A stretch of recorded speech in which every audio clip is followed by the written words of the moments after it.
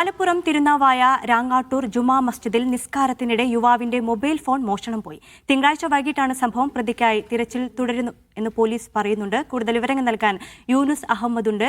യൂനുസ്, എപ്പോഴാണ് ഈ ഒരു സംഭവം ഉണ്ടായത്? ഈ പ്രതിയെക്കുറിച്ച് എന്തെങ്കിലും വിവരങ്ങൾ ലഭ്യമായിട്ടുണ്ടോ?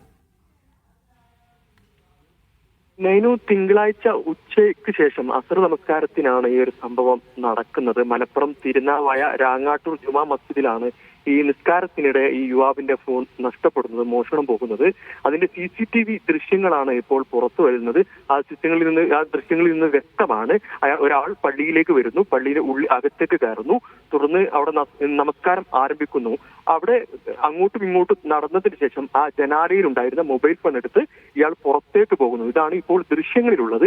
ഏതായാലും ഈ തിരൂർ സ്വദേശിയായ രാങ്ങാട്ടൂർ സ്വദേശിയായ അബൂബക്കറിന്റെ ഫോണാണ് ഇപ്പോൾ നഷ്ടപ്പെട്ടത്, മോഷണം പോയത്.